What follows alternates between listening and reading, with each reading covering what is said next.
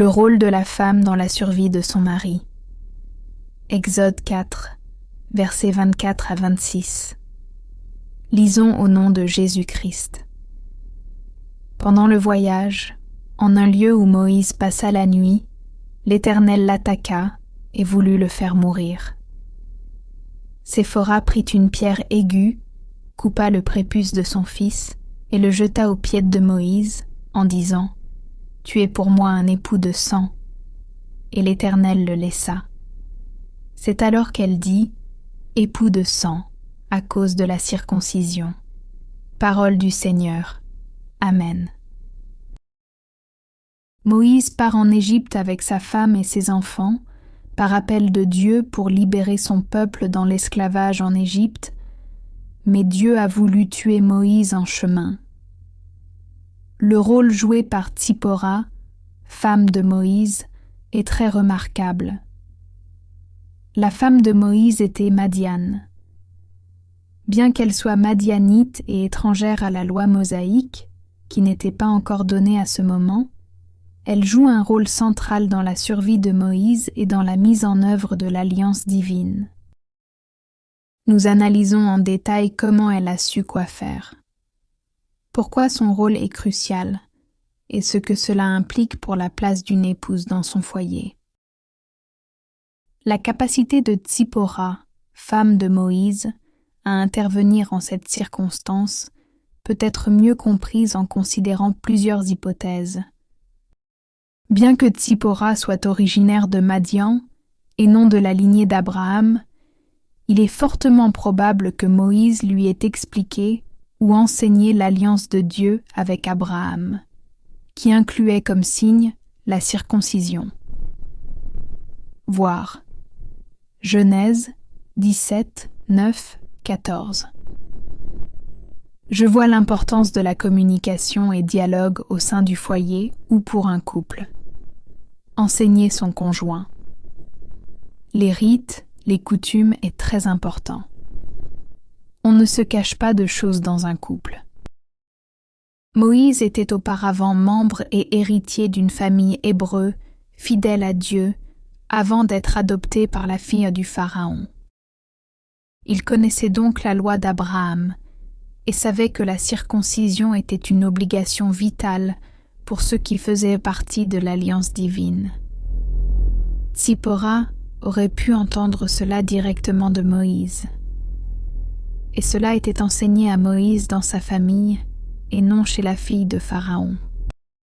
C'est pourquoi en procréant, ces enfants doivent bénéficier d'abord de la protection, les inculquer des enseignements et des règles importantes dès leur enfance.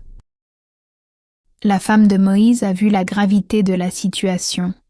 Moïse étant attaqué par Dieu, probablement tombé malade ou très affaibli. C'est cette gravité qui a poussé Tsippora à agir rapidement. Étant proche de son mari, elle a peut-être reçu une conviction intérieure pour accomplir un acte qu'elle ne comprenait pas pleinement. Moïse n'avait pas encore circoncis son fils avant ce moment. Est-ce que c'était la négligence, désobéissance? Bien qu'il soit un homme choisi pour libérer Israël, Moïse n'était pas parfait.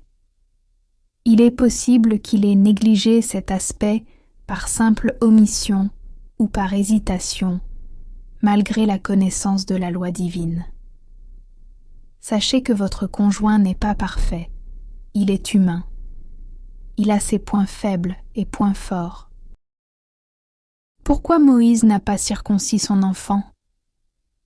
Peut-être il y avait un conflit des coutumes entre Moïse et Tsippora. Comme les coutumes étaient différentes, Moïse et Tsippora auraient peut-être eu un désaccord à ce sujet.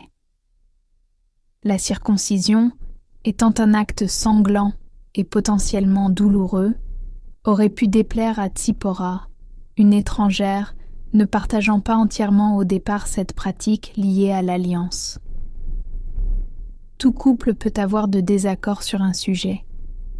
Il faut trouver solution. Toutefois, ces versets montrent Tsippora, une femme audacieuse et protectrice. le rôle que Tzipora joue dans cette situation est emblématique de l'influence et de l'impact que peut avoir une épouse dans sa famille. Voici les leçons que nous pouvons en tirer. 1. Une épouse doit veiller sur le bien-être spirituel de la famille. Tzipora a démontré une sensibilité spirituelle qui lui a permis d'agir à un moment critique. Elle a compris que Moïse, son mari, était en danger parce que leur famille n'avait pas respecté les ordonnances divines, la circoncision de leur fils. L'obéissance à Dieu est impérative. Le contraire, c'est la mort tôt ou tard.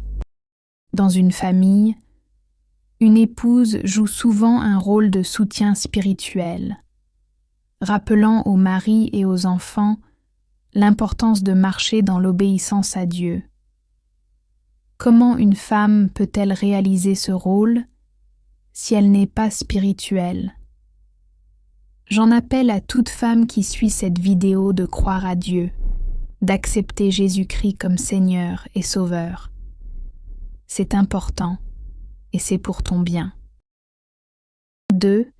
Une épouse agit avec discernement pour protéger son foyer. Dans cette situation, Moïse n'était pas en état d'agir. Il était attaqué, affaibli.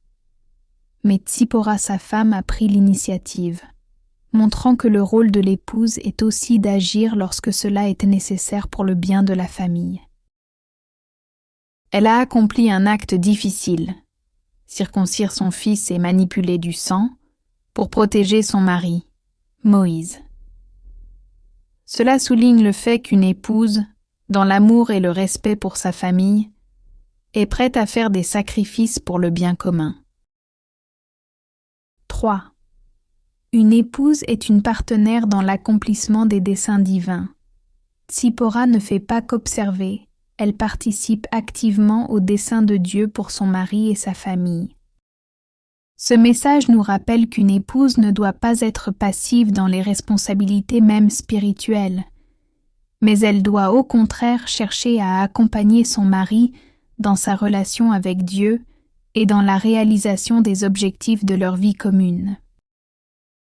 Inspirée de l'histoire de Tzipora, la femme de Moïse, voici quelques responsabilités essentielles d'une épouse dans son foyer selon les valeurs bibliques. Une épouse joue un rôle central dans le bien-être spirituel de sa maison. Elle encourage son mari et ses enfants à suivre les voies de Dieu. Dans la Bible, on voit cela clairement dans l'image de la femme pieuse de Proverbe 31. Une épouse doit assumer le rôle de protectrice et d'intercesseur. Parfois, l'épouse doit intervenir de manière active pour soutenir son mari ou sauver sa famille. Cela pourrait être par la prière, des actions concrètes, la nourrir, la soigner, ou des sacrifices, comme Tzipora l'a fait en cette situation. Une épouse doit coopérer avec son mari dans les plans de Dieu. L'épouse n'est pas un simple spectateur dans les desseins et appels divins pour la famille. Dieu appelle souvent les couples à travailler ensemble pour l'accomplissement de sa volonté. L'histoire de Tzipora révèle que, même si elle était étrangère à la loi, elle a démontré une grande sensibilité et un rôle protecteur dans une situation critique. Elle a sauvé Moïse par son courage, son initiative et sa compréhension spirituelle. Pour terminer notre vidéo, qui a l'objectif de faire connaître que la femme joue un rôle central dans la survie de son mari et de sa famille. Toute épouse doit chercher à être guidée par Dieu, ressentir dans son cœur ce qu'il faut faire pour sauver la situation dans son foyer quand il y a des faiblesses quelque part. En cas de désaccord sur un sujet quelconque, ne pas toujours chercher à avoir raison. Parfois il faut céder. Une épouse doit veiller sur le bien-être spirituel, physique, émotionnel, professionnel, etc. de son mari. Une épouse agit avec discernement pour protéger son foyer, accompagne son mari dans sa bonne relation avec Dieu, avec sa famille et avec les autres.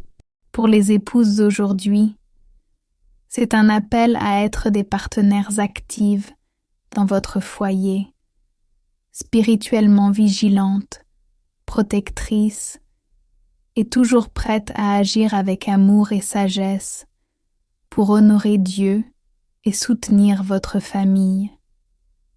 Que Dieu vous bénisse abondamment. Partagez le message de cette vidéo aux autres. Donnez vos avis sur ce sujet dans le commentaire. Si vous n'êtes pas abonné, cliquez sur s'abonner pour nous encourager. Likez la vidéo. Merci.